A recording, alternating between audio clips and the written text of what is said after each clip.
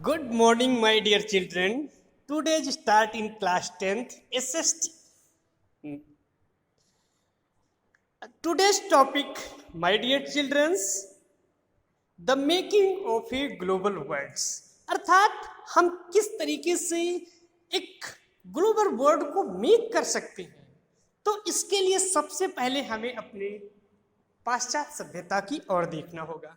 The pre modern words, यानी पहले का जो प्री मॉडर्न वर्ड्स था वो कैसे था। When we talk of globalisation, पहले हम ग्लोबलाइजेशन पे बात कर लेते हैं।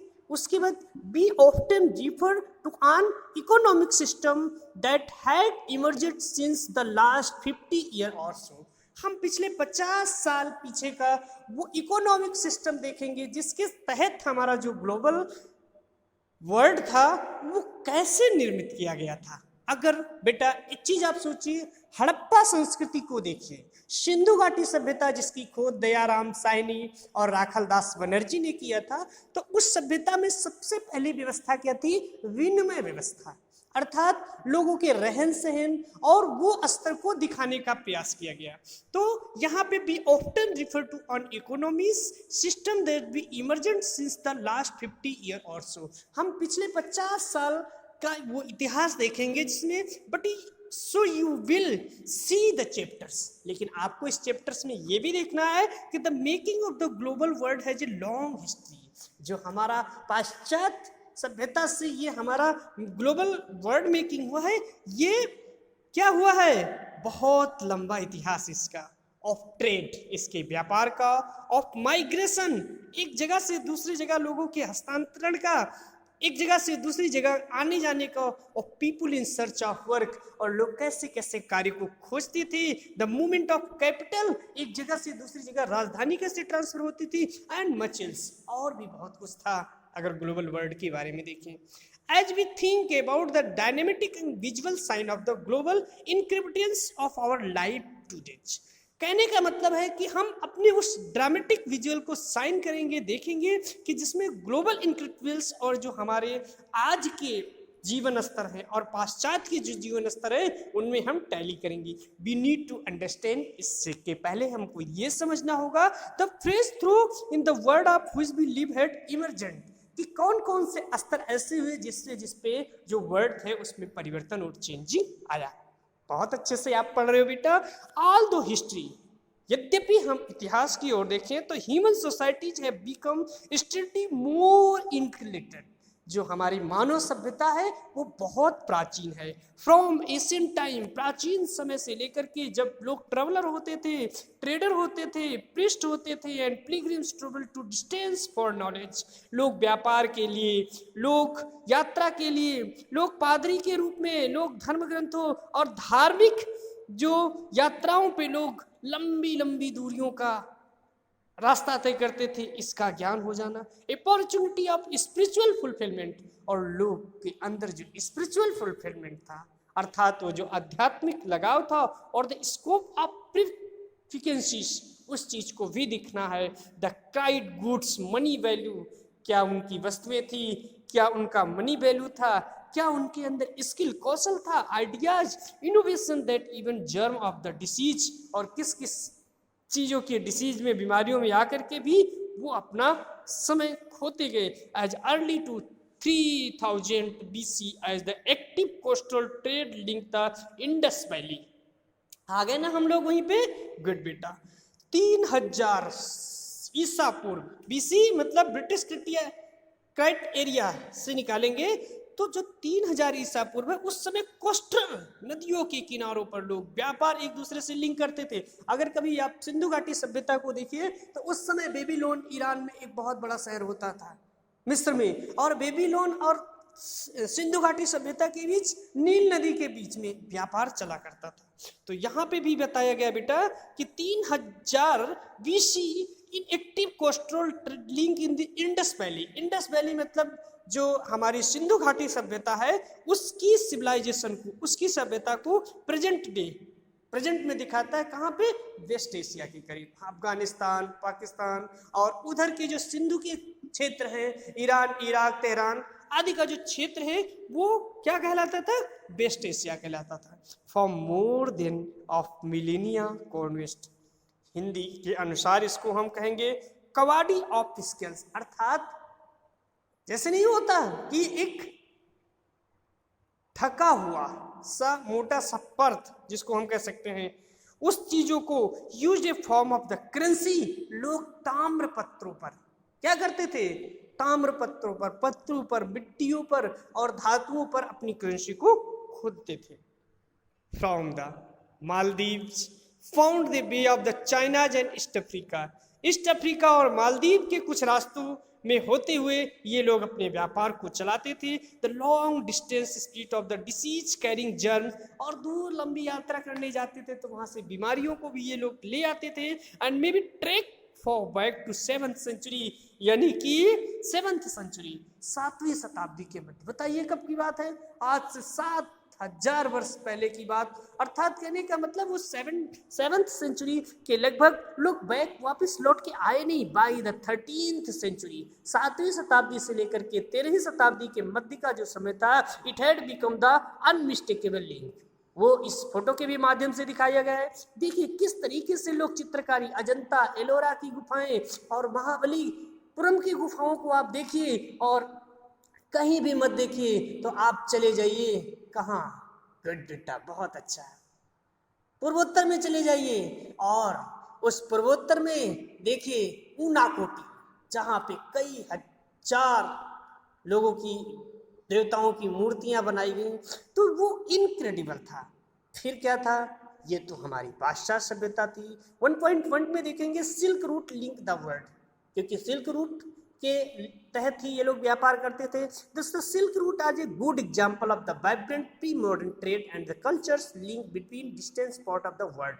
हाँ, जो सिल्क रूट होता था ये बहुत अच्छा एग्जाम्पल होता था कि प्री मॉडर्न ट्रेड का, जो पूर्व का जो ऐतिहासिक काल होता था, उसकी जो कल्चर होती थी, सभ्यता होती थी, उसको जोड़ने का, विश्व को जोड़ने का था नेम ऑफ, इसका नेम ही दे दिया गया सिल्क रूट। अब सिल्क रूट कहाँ तक फैला था, पाश्चात्य में चली गई, चीन के सागर से होती हुई। Point of the importance of the west bound Chinese silk cartage along the route. आज भी चीन चाहता है कि मैं अपने सिल्क रूट को फिर से जारी करूं, लेकिन इंडियन गवर्नमेंट नहीं जारी होने देती, और जो उसके एनिमीज हैं, देश हैं, वो भी नहीं जारी होने देते कि चीन अपना सिल्क रूट जारी करे पुरानी सभ्यता को। तो पॉइंट भी आते हैं बेटा, west bound Chinese silk categories along the route. China की जो सिल्क रूट कैटेगरीज थी वो भी उसमें लागू थी। Historian have identified several silk route. कुछ इतिहास ये बताते हैं कि कुछ ऐसे चिन्हित शुरू से जहाँ पे सिल्क रूट बनाया गया था, ओवरलैंड बाई द सी। कहाँ बने थे बेटा, गुड, सबको पता है, समुद्र में बनाया गया था। Knitting together west region of the Asia, जो पूरी एशिया को कवर करता था, linked Asia with Europe and northern Africa, जो एशिया, यूरोप और नॉर्थन अफ्रीका को भी जोड़ता था। दे आर नोन, आपको ये भी जानना होगा, cited since before the Christian era, जो ईसा मसीह का जो शताब्दी था, for the 3 period almost till in the 15th century, 15वीं शताब्दी के मध्य में।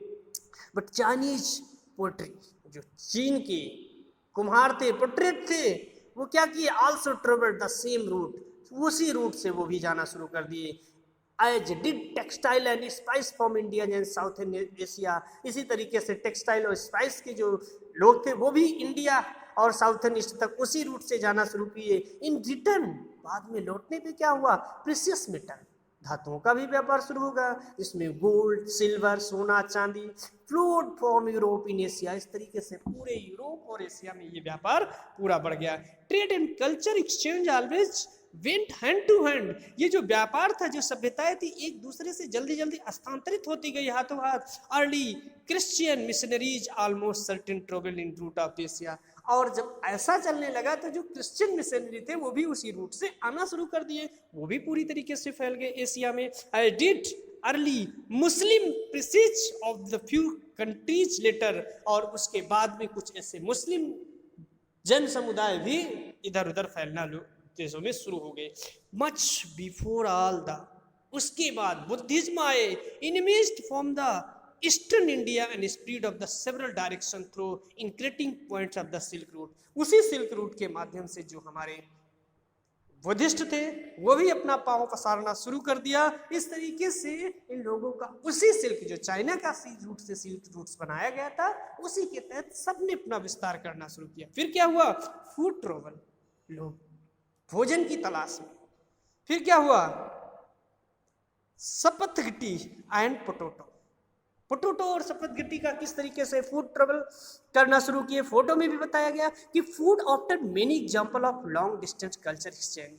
पहले क्या था कि जो फूड होता था वो एक महत्वपूर्ण उदाहरण होता था लॉन्ग डिस्टेंस, लंबी दूरी यात्रा करने के लिए हमारी सभ्यता का आदान प्रदान का भी रूप था। Trades and travelling introduce new crops of the land they travelled. ये लोग एक जगह से दूसरी जगह जाते थे, अपने फसलों को उत्पादित करते थे। इसी तरीके से मध्य एशिया से आलू का व्यापार आ गया, गोभी को हम जानना शुरू कर दिए, मिर्च को। इसी तरीके से पुरानी सभ्यताएं जो जहां पैदा हुई थी पूरे भारत में फैलना शुरू हो गई, पूरे विश्व में फैलना शुरू हो गई। Even ready food stuff in distant part of the world might share common organs। जो इसके organs थे वो कॉमन थे और पूरे विश्व में फैलते गए, अर्थात उसके जो स्पीसीज थी वो संपूर्ण विश्व को मिलता शुरू हो गई। और सब लोगों ने आलू समझना शुरू कर दिया, सब लोगों ने सिल्क समझना शुरू कर दिया, सब लोगों ने शुगर केन समझना शुरू कर दिया, और सब लोगों ने ये भी समझना शुरू कर दिया कि कैलीफ्लावर्स, ये जो फूल गोभी वगैरह है, कहाँ से आई, कैसे कैसे इनका वो हुआ। फिर क्या हुआ बेटा? टिक, सपत खेती एंड नूडल्स, कुछ ऐसे नूडल्स हुए। It is believe the noodles travel from China become सपत घाटी। सपत घाटी के स्पेगेटी से वो जो चाइना का ट्रेवल्स नूडल्स था वो भी फैल गया। और purpose Arab trades to the pasta of the 15th century. Pasta भी क्या हुआ? देखिए, जो हम नूडल्स पास्ता वगैरह खाते हैं, 55th सेंचुरी सिलिची से on island now in Italy होते हुए पहुंच गया। Similar food bear also known in India and Japan. इसके बाद भारत और जापान के लोगों ने भी जानना शुरू किया। Similar food bear also known in India and Japan. They the truth about the organ many never to no.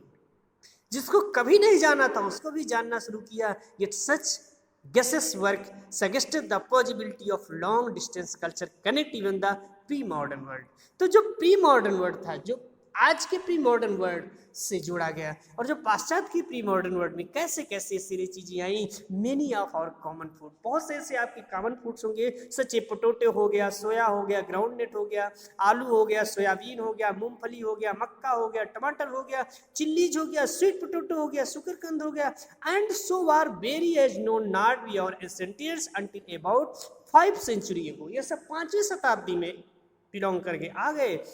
These food were only introduced in Europe and Asia after the Christopher Columbus accidentally discovered in West continents in this world later become known of the Americas। जब Columbus ने खोज किया America की, तो उस समय से ये पूरे वर्ल्ड में फैलता गया और सभी लोगों को इन सारी फूड्स के बारे में जानकारी होने लगी। तो हम यहाँ पे ये देखने का प्रयास कर रहे हैं मेरे प्यारे बच्चों कि तो ग्लोबल वर्ल्ड जो था वो कैसे कैसे बना। बनने के पीछे तो बहुत बड़ा इतिहास है, बहुत अच्छे से आप पढ़ रहे हो। आप हमारे साथ इसको दोहराओ, इस चैप्टर्स को, और ताकि हम इस जो ग्लोबल मेकिंग वर्ड है इसको और अच्छे से सुगठित तरीके से पढ़, सीख और समझ सकें। Thank you.